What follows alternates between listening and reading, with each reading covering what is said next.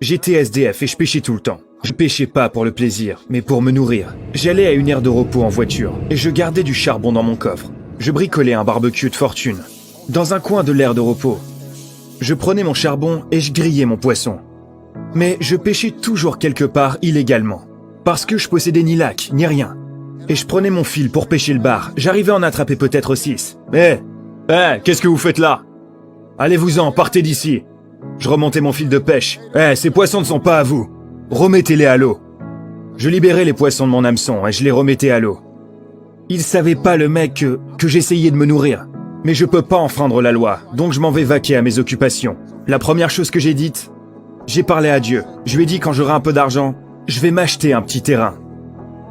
Parce que je veux juste un terrain où personne ne pourra me chasser. Je veux juste me tenir sur un petit lopin de terre. Et pouvoir dire ouais, cette colline m'appartient.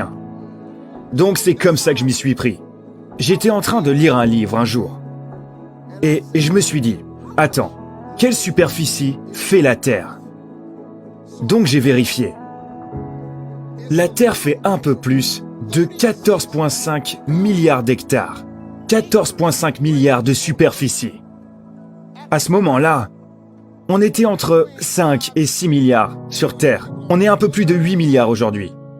Donc j'ai fait un petit calcul de tête, je me suis dit, si la Terre fait 14,5 milliards d'hectares de superficie et qu'on est 6 milliards sur Terre, pour moi, tout le monde devrait avoir un terrain de 2,5 hectares.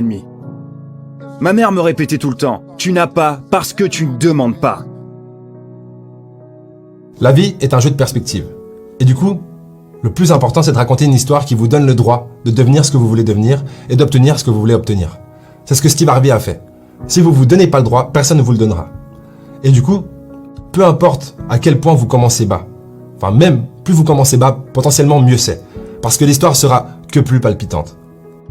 Donc devinez ce que j'ai commencé à demander. 2,5 hectares. J'en voulais juste 2,5. Donc je fais l'andouille, je gagne mes premiers sous. J'ai eu un chèque d'à peu près 115 000 $. La première chose que j'ai faite, je suis parti à Dallas, au Texas, pour acheter un terrain. J'ai trouvé un terrain et je le trouvais parfait. Il y avait un point d'eau où je pouvais pêcher, parce que j'adore pêcher. Je me suis dit, mec, j'achète ce terrain maintenant. Je vais en parler au vendeur, j'étais avec l'agent immobilier. Je lui ai demandé, ça coûte combien ça? Il a dit 250 000. Je peux pas me le payer. J'ai environ 115 000 $. Il a dit, je pense pas qu'on va vous le vendre pour si peu. Mais je vais passer un coup de fil. Il a appelé le proprio. Le proprio a dit qu'il prendrait les 115 000 maintenant et que je pourrais lui payer le reste plus tard. Et avant de le faire, j'ai dit, mec, je peux te demander quelque chose? Il y a combien en superficie là? Il a dit 2,5 hectares. J'étais prêt à signer. Mais l'agent immobilier m'a dit, Monsieur Harvey, avant de signer, j'aimerais que vous réfléchissiez. J'aimerais vraiment vous montrer autre chose. Donc il m'a emmené dans la maison d'un gars. Je l'avais jamais rencontré. Il est sorti. C'était un campagnard. Ça se voyait. J'étais un peu tendu. D'habitude, moi et les campagnards, on s'entend pas super quoi. Il s'appelait Jerry Campbell. Finalement, il fait partie des personnes les plus sympas que je n'ai jamais rencontrées. Il m'a dit, je vais te montrer un truc. Et je le suis. J'en croyais pas mes yeux. C'était un terrain vallonné, avec une étendue d'eau et des étangs à poissons. Je me suis dit, waouh, regarde-moi ça. Il y a combien de superficie, mec? Il a dit 6,5 hectares. J'ai dit, bah voilà, je peux pas me le payer. Il a dit, bah attends mec, attends. Je suis à sec en ce moment. T'as combien là? J'ai dit, bah, j'allais acheter un autre terrain là. J'ai 115 000 que je peux te donner maintenant. Et si tu me donnes 1 an pour te payer le reste, je pourrais t'acheter tout ton terrain. Il a dit, demain matin, si tu ramènes un chèque de 115 000 $, je te laisse mon terrain. Donc le lendemain, j'avais 6,5 hectares de terre. Donc je me suis dit, waouh, c'est comme ça que ça marche. Tu n'as pas parce que tu ne demandes pas. J'ai demandé pour 2,5. Dès que j'allais acheter les 2,5, Dieu m'a béni. Et d'un seul coup, j'en ai eu 6,5. Pour la même somme d'argent. Puis je me suis souvenu. J'ai quelques potes de Cleveland. qui sont encore en prison. Ils vont pas sortir de sitôt. Donc, j'ai demandé à Dieu. Je pourrais avoir leur part?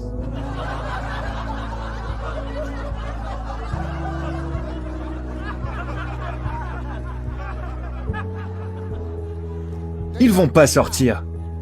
Ils ont droit à 2,5 hectares. Eh Seigneur, je pourrais avoir leur part? Donc vous savez ce qu'il a fait? Il y avait un terrain en vente près du mien. J'ai acheté 7 hectares de plus. Je les ai achetés. Donc je suis retourné à Cleveland un jour. Traîner, tranquillement. Et mes potes étaient dans le coin. J'aurais dit, écoutez les gars, je peux plus traîner avec vous ici. J'essaie de me faire une place à la télé. Ils m'ont dit, oh mec, t'as changé. Ça se voit mec, ça se voit. Donc maintenant que t'as un peu d'argent, t'oublies d'où tu viens, c'est ça? J'ai fait, ok Seigneur, est-ce que je peux avoir leurs 2,5 hectares aussi? Parce que, tu vois, j'ai compris. Ouais, j'ai compris comment ça marchait. Leur vie est vouée à l'échec. Donc, à chaque fois que je pensais que quelqu'un allait pas demander ses 2,5 hectares, je demandais sa part. J'ai fini par posséder presque 121 hectares de terre dans le comté de Denton, au Texas. Mais je ne m'arrêtais plus. Sérieux, je m'arrêtais plus. Je continuais à garder la foi. Je continuais à croire. Je continuais à prier Dieu. J'en voulais toujours plus. Dieu peut vous offrir une vie géniale, les gars. Mais il faut prendre la peine de lui demander. Et quand vous demandez, il faut que vous y croyiez.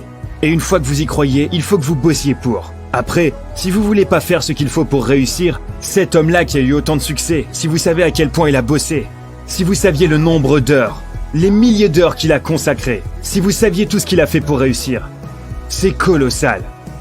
Il y a des jours où vous vous dites « Oh, qu'est-ce que j'essaie de faire là ?» Mais vous devez persévérer. C'est à vous de faire le nécessaire pour obtenir ce que vous voulez. Mais la manière dont vous l'obtenez, c'est l'affaire de Dieu. Voyez, votre problème, c'est que vous essayez de comprendre comment faire. Écoutez-moi, le comment n'est pas de votre ressort. La Bible vous demande pas de comprendre quoi que ce soit. Elle vous dit demande, crois et reçois. Après, vous continuez à aller à l'église, où on vous répète ça tout le temps, mais vous n'écoutez pas. Vous pouvez changer de vie. Si vous avez la bonne attitude, changez d'attitude et vous atteindrez le sommet des sommets. Arrêtez simplement de vous contenter d'une vie médiocre. Dieu ne vous a pas créé pour ça. Après, vous ne voulez peut-être pas de cette vie. Vous ne voulez peut-être pas faire ce qu'il faut pour y arriver. Mais si vous voulez cette vie, vous devez bosser. Vous devez vous dévouer. Vous devez sans cesse prier. Vous ne devez pas abandonner. Après, si ce n'est pas ce que vous voulez faire, alors bonne chance. Continuez à faire ce que vous faites. Vous obtiendrez les mêmes résultats. J'essaierai autre chose si j'étais vous. Merci à tous.